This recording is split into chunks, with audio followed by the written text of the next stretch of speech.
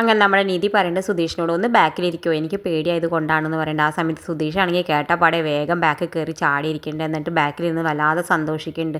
നിധി പറഞ്ഞല്ലോ എന്തായാലും അവളോടൊന്ന് ബാക്കിലിരിക്കാൻ പറഞ്ഞല്ലോ അവനോടൊന്ന് വിചാരിച്ച് സന്തോഷിക്കുന്നുണ്ട്.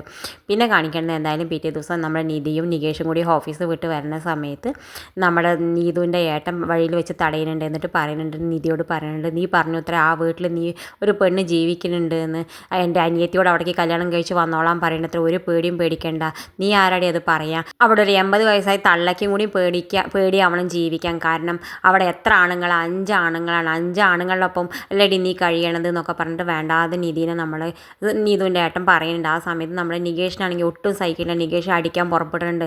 ആ സമയത്ത് നമ്മുടെ നികേഷിനെ ഉന്തി വിടുന്നുണ്ട് നമ്മുടെ നീതുവിൻ്റെ ഏട്ടൻ.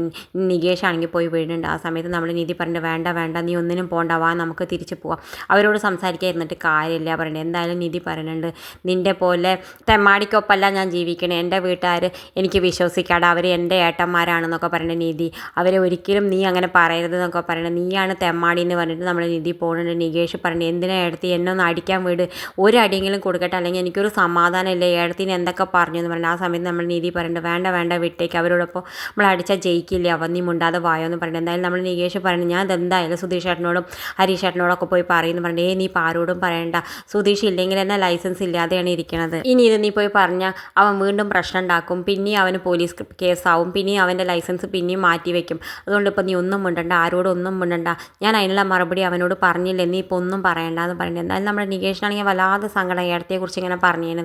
ഞാൻ എന്തായാലും ഹരീഷ് ചേട്ടനോടും പറയും, ഹരീഷ് ചേട്ടനോടൊന്നും പറയണ്ട, അവരും ഇതേപോലെ തന്നെ പ്രശ്നം ഉണ്ടാക്കും, അവരിത് കേട്ടാൽ വെറുതെ ഇരിക്കില്ല, അവരുടെ വായ അടിച്ച് പൊളിക്കും, അതുകൊണ്ട് നീ ഇപ്പോൾ ഒന്നും മിണ്ടണ്ട, ആരോടൊന്നും മിണ്ടണ്ട, നമ്മളിപ്പോൾ ഇത് നമ്മൾ തന്നെ വെച്ചാൽ മതി, അവർ എന്തായാലും തെമ്മാടികൾ പറഞ്ഞു വെച്ചിട്ട് നമ്മളതുപോലെ അല്ലല്ലോ കഴിയണമെന്നൊക്കെ പറഞ്ഞിട്ട് നമ്മൾ നികേഷിനെ സമാധാനിപ്പിക്കുന്നുണ്ട്.